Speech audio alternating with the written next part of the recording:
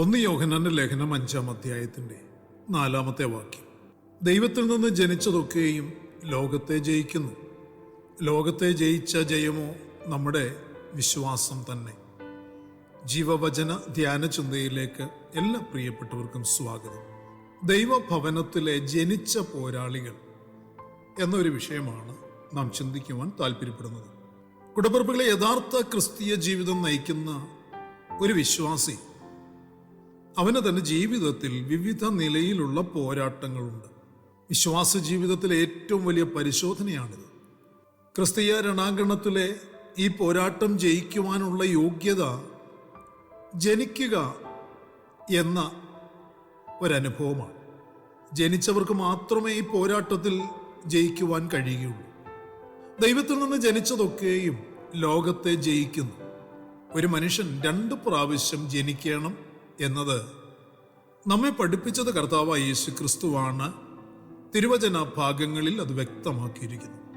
ഒന്ന് മാത്രം ജനിക്കുന്നവന്, അല്ലെങ്കിൽ ഒരു പ്രാവശ്യം മാത്രം ജനിച്ചവന് 2 മരണവും, 2 പ്രാവശ്യം ജനിച്ചവന് 1 മരണവുമേ ഉണ്ടാകുകയുള്ളൂ. 2 ജനനം എന്നത്, ഇതിൽ 1-ാം ജനനം ആദാമിൽ നിന്നാണ്. ലോകത്തിൽ ജനിക്കുന്ന ഏതു മനുഷ്യനും ആ ജനനമാണ് ലഭിക്കുന്നത്.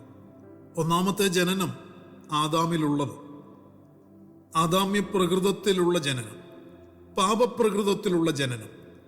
ആദാം തോറ്റവനാണ്. ആ തോൽവി മരണത്തിലാണ് കലാശിക്കുന്നത്. ആ ജനനം മാത്രമുള്ളവർക്ക് ലോകത്തെ ജയിക്കുവാൻ ഒരിക്കലും കഴിയുകയില്ല.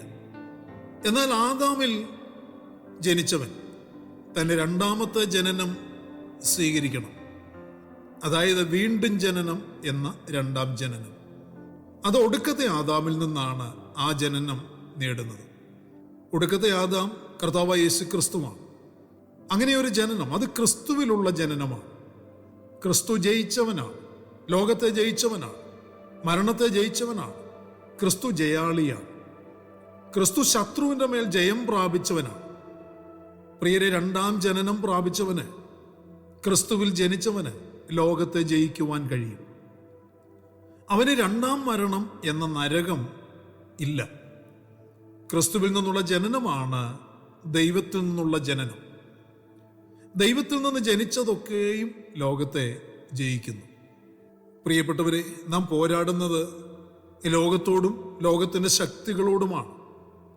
ലോകശക്തി വിശ്വാസിയുടെ വിശ്വാസത്തെ കീഴ്പ്പെടുത്തുവാനുള്ള ഒരു പോരാട്ടത്തിലാണ്. അതുകൊണ്ടാണ് ദൈവത്തിൽ നിന്ന് ജനിച്ചവർക്ക് ലോകത്തെ ജയിക്കാനാകൂ, അവരുടെ വിശ്വാസം കാക്കാനാകൂ എന്ന് പറയുന്നത്. നാം ആരോടാണ്, നാം എന്തിനോടാണ്, നാം എങ്ങനെയാണ് പോരാടുന്നത് എന്ന് നാം വ്യക്തമായി അറിഞ്ഞിരിക്കണം.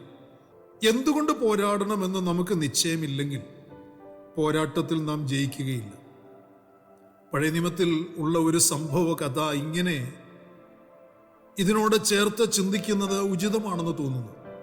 അബ്രഹാമിൽ നിന്ന് പിരിഞ്ഞ് നീരോട്ടമുള്ള ദേശം തിരഞ്ഞെടുത്ത ലോത്തിനെയും തൻ്റെ സമ്പത്തിനെയും ശത്രു രാജാക്കന്മാർ അപഹരിച്ചതറിഞ്ഞ് തൻ്റെ സഹോദരപുത്രനായ ലോത്തിനുണ്ടായ നഷ്ടങ്ങളെയും കഷ്ടങ്ങളെയും അറിഞ്ഞയുടനെ തന്നെ ദൈവഭൃത്യനായ അബ്രഹാം വലിയ ഒരു പോരാട്ടത്തിന് തയ്യാറായി പുറപ്പെട്ടു. തിരഞ്ഞെടുപ്പ് തെറ്റിയവനാണെങ്കിലും ലോത്തിന്റെ അപമാനഭാരത്തിലും ലോത്ത് നേരിടുന്ന അപകടകരമായ സാഹചര്യം നിമിത്തവും സഹോദരനെ സ്നേഹിക്കുവാനുള്ള ഹൃദയവിശാലത നിമിത്തവും നന്മയാൽ തിന്മയെ ജയിക്കുക എന്ന ദൈവിക പ്രമാണം അനുസരിക്കുവാൻ ബാധ്യസ്ഥനായ അബ്രഹാം ലോത്തിനെയും അവനുള്ളതിനെയും വീണ്ടെടുക്കുവാനുള്ള പോരാട്ട വീര്യം ഉൾക്കൊണ്ടുകൊണ്ട് ലോത്തിനെ സഹായിക്കുവാനായിട്ടിറങ്ങി. നിന്റെ സഹോദരനെ ബദ്ധനാക്കി കൊണ്ടുപോയി എന്ന് അബ്രഹാം കേട്ടപ്പോൾ, അബ്രഹാം തൻ്റെ സഹോദരപുത്രനായ ലോത്തിനെ അവൻ ബദ്ധനാക്കപ്പെട്ടല്ലോ, അതുകൊണ്ട് അവൻ പോകട്ടെ എന്ന് വയ്ക്കാതെ, അവൻ അനുഭവിക്കട്ടെ എന്ന് വയ്ക്കാതെ, താൻ കേട്ട ആ കേൾവി നിമിത്തം തൻ്റെ ഹൃദയത്തിന് ഭാരമുണ്ടായി, വേദനയുണ്ടായി. ശത്രുക്കൾ ബദ്ധനാക്കി കൊണ്ടുപോയ ലോത്തിനെ തൻ്റെ പിതൃതുല്യനായ അബ്രഹാം ആ മനുഷ്യൻ തൻ്റെ വീട്ടിൽ ജനിച്ചവനും അഭ്യാസികളുമായ 318 പേരെ കൂട്ടിക്കൊണ്ട് കനാന്റെ അതിരോളം ചെന്ന് പോരാടി, ശത്രുക്കളെ പോരാടി ജയിക്കുവാനിടയായിരുന്നു. ലോത്തിനെയും തനിക്കുള്ളതിനെയും മുഴുവൻ വീണ്ടെടുത്തു കൊണ്ടുവരുവാൻ ഇടയായെന്നും തിരുവചന ഭാഗങ്ങൾ നമുക്ക് വായിച്ച് പഠിക്കുവാൻ കഴിയും. അവരുടെ പോരാട്ടം ജയിക്കുവാനുള്ള കാരണങ്ങളിൽ ഒന്ന്, അവർ എല്ലാവരും അബ്രഹാമിൻ്റെ വീട്ടിൽ ജനിച്ചവരായിരുന്നു എന്നതാണ്. ഉൽപ്പത്തി പുസ്തകം 14-ാമത്തെ അധ്യായത്തിൽ വായിക്കുന്നത്. അബ്രഹാം തൻ്റെ വീട്ടിൽ ജനിച്ച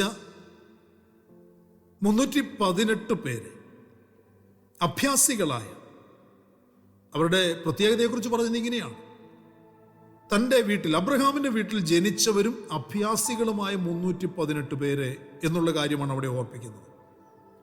അവരെല്ലാവരും അബ്രഹാമിൻ്റെ വീട്ടിൽ ജനിച്ചു വളർത്തപ്പെട്ടവരായിരുന്നു. അബ്രഹാമിൻ്റെ വീട്ടിൽ ജനിച്ചവർ പരിശീലനം ലഭിച്ചവരായിരുന്നു. ജനിച്ചവർ യജമാനനോട് കൂറുള്ളവരായിരുന്നു. യജമാനൻ എന്തു പറഞ്ഞാലും അനുസരിക്കാൻ ബാധ്യസ്ഥരായിരുന്നവർ. അവർ അവരുടെ യജമാനനിൽ വിശ്വാസം അർപ്പിച്ചവരായിരുന്നു. പ്രിയരെ, ഇതുപോലെ തന്നെ നാം ദൈവത്തിൽ നിന്ന് ജനിച്ചവരെങ്കിൽ, നാം ദൈവഭവനത്തിൽ ജനിച്ചവരെങ്കിൽ, നാം ആത്മീയ അഭ്യസനം ദൈവഭവനത്തിൽ നിന്ന് പ്രാപിച്ചവരായി തീരണം. ദൈവസഭ മുഖാന്തരം ലോകത്തെ ജയിക്കുവാനുള്ള പരിശീലനം സിദ്ധിക്കണം. നാം ലോകത്തെ ജയിക്കുവാനുള്ള വിശ്വാസം ദൈവത്തിൽ അർപ്പിച്ചവരാകണം. ദൈവം പറയുന്നത് എന്തും അനുസരിക്കുവാൻ ബാധ്യതയുള്ളവരാണ്, ബാധ്യസ്ഥരാണ് എന്ന് നാം നമ്മെക്കുറിച്ച് തന്നെ വിലയിരുത്തണം. ദൈവത്തിൽ ജനിച്ചവർ ദൈവത്തോട് കൂറും വിശ്വസ്തതയും ഉള്ളവരായി തീരണം. ദൈവഭവനത്തിൽ, അല്ലെങ്കിൽ ദൈവത്തിൽ ജനിച്ച് ദൈവഭവനത്തിന്റെ ഓഹരിക്കാരായി തീർന്ന കൂടപ്പിറപ്പുകളെ, നാം ലോകത്തെ ജയിക്കുക മാത്രമല്ല, നമ്മുടെ ആത്മീയ കൂടപ്പിറപ്പുകളുടെ, അല്ലെങ്കിൽ ദൈവജനത്തിന്റെ ആത്മീയ നന്മയ്ക്കും ഐക്യത്തിനും അനുഗ്രഹത്തിനും എതിരെ പൊങ്ങി വരുന്ന, പോരാടിക്കൊണ്ടിരിക്കുന്ന ഏത് ലോകശക്തികളോടും പൊരുതുവാൻ, പ്രാർത്ഥനയാൽ പോരാടുവാൻ നാം ക്രിസ്തുവിൽ എപ്പോഴും ഒരുക്കമുള്ളവരായിരിക്കേണ്ടത് ആവശ്യമാണ് എന്ന് ഈ അനുഭവം, ഈ വേദഭാഗം നമ്മെ ഉപദേശിക്കുന്നു, നമ്മെ പഠിപ്പിക്കുന്നു, നമ്മെ പ്രബോധിപ്പിക്കുന്നു. കൂടപ്പിറപ്പുകളെ, നമുക്ക് ആത്മീയമായി മാത്രമേ പോരാടുവാനാകുകയുള്ളൂ. അക്ഷരിക നിലവാരത്തിൽ ഒരു അക്ഷരിക പോരാട്ടം നമുക്കില്ലല്ലോ. നാം ആത്മീയ പോരാട്ടം നയിക്കുവാൻ വിളിക്കപ്പെട്ടിരിക്കുന്നു.